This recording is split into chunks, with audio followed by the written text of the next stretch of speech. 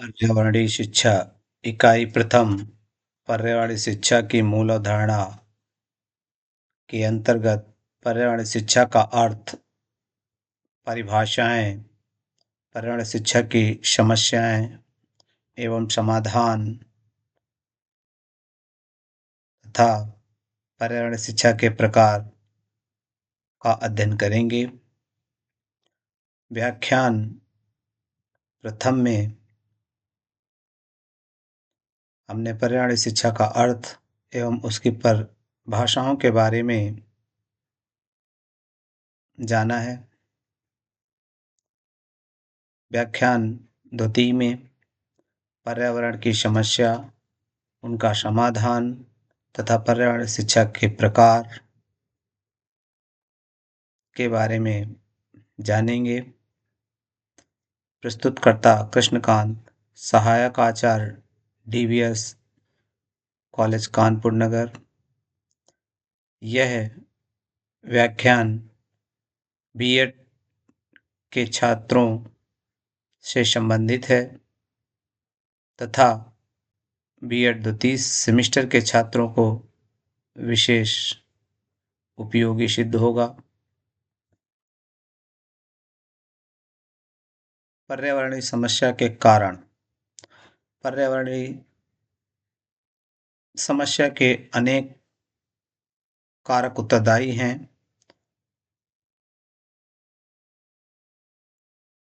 कुछ प्रमुख उत्तरदायी कारकों को यहाँ पर वर्णित किया गया है, जिनमें से प्रथम जनसंख्या वृद्धि। विगत कुछ वर्षों में जनसंख्या वृद्धि अति तीव्र गति से हुई है। अत्यधिक जनमानस के कारण प्राकृतिक संसाधनों का दोहन हो रहा है, जिसकी वजह से पर्यावरण असंतुलन पैदा हो रहा है। द्वितीय, तीव्र शहरीकरण या नगरीकरण। जनसंख्या वृद्धि के कारण शहरों का विस्तार हो रहा है, जिससे भूमि क्षेत्र में कमी आ रही है। जंगल या पेड़ पौधे कम हो रहे हैं। जल दूषित हो रहा है आदि। अनियोजित औद्योगिकरण। उद्योग धंधे अर्थात फैक्ट्री इत्यादि को नियोजित ढंग से सुसज्जित किया जाना चाहिए। फैक्ट्रियों में अपशिष्ट का उचित निस्तारण, वायु प्रदूषण कम करने के यंत्र इत्यादि को लगाकर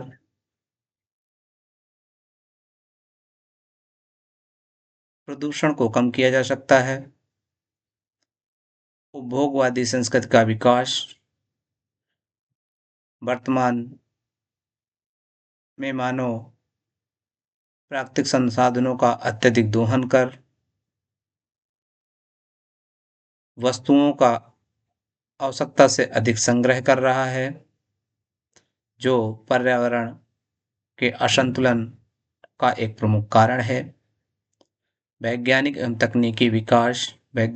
तकनीकी विकास से भी पर्यावरण की समस्या उत्पन्न हो रही है। जैव असंतुलन बढ़ा हुआ है। बढ़ता प्रदूषण, जल दूषित हुआ है, वायु दूषित हुई है, मृदा दूषित हुई है। इन तीनों के दूषित होने से पर्यावरण का संतुलन बिगड़ा है। अपशिष्ट पदार्थों का उचित नियोजन न होना, अपशिष्ट पदार्थ, प्लास्टिक, फैक्ट्रियों से निकला हुआ कचरा, केमिकल इत्यादि का उचित नियोजन न होने से जल प्रदूषण बढ़ रहा है, मृदा प्रदूषण बढ़ रहा है, ऊषर भूमि होती जा रही है, भूमि की उर्वरा शक्ति में कमी हुई है आदि। पर्यावरण समस्या के कुछ समाधान यहाँ पर प्रस्तुत किए जा रहे हैं। राष्ट्रीय अभियान चलाकर जनमानस को जागृत किया जाए। राष्ट्रीय स्तर पर अधिक से अधिक वृक्षारोपण किया जाए। भौगोलिक नियोजन की आवश्यकता है, अर्थात वन क्षेत्र, चारागाह आदि के लिए भूमि भूमि को सुनिश्चित किया जाना चाहिए। जैव प्रौद्योगिकी के विकास पर ध्यान दिया जाना चाहिए। जैव विविधता के संरक्षण एवं संवर्धन की एक नियोजित योजना बने एवं कार्यान्वित भी हो। पर्यावरण प्रबंधन, पर्यावरण के क्षेत्र में चाहे जैव विविधता हो, जैव प्रौद्योगिकी हो, वायु प्रदूषण, जल प्रदूषण, मृदा प्रदूषण इत्यादि में उचित प्रबंधन कर संतुलन स्थापित करने की जरूरत है। भारतीय संस्कृति पर बल देना चाहिए। भारतीय संस्कृति प्रारंभ से ही प्रकृति की संरक्षिका रही है, अर्थात भारतीय दर्शन को विकसित कर पर्यावरण संतुलन साधा जा सकता है। पर्यावरण के प्रकार, पर्यावरण के प्रमुख प्रकार अग्रांकित हैं।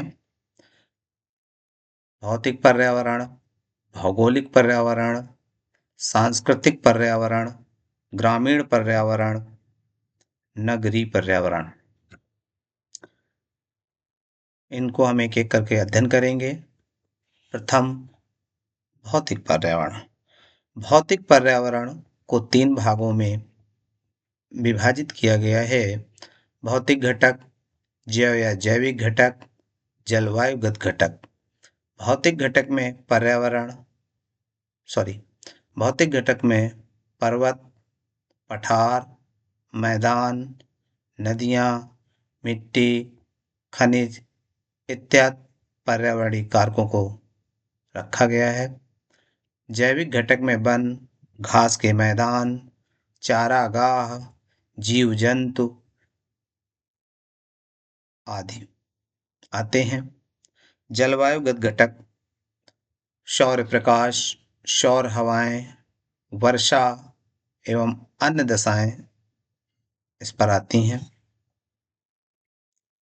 भौगोलिक पर्यावरण, भौगोलिक पर्यावरण के अंतर्गत नदी, पुल, खेत, सड़क, पहाड़, मैदान, भवन, वन क्षेत्र, नगर, ग्राम, विद्यालय, उद्योग इत्यादि आते हैं। भौगोलिक पर्यावरण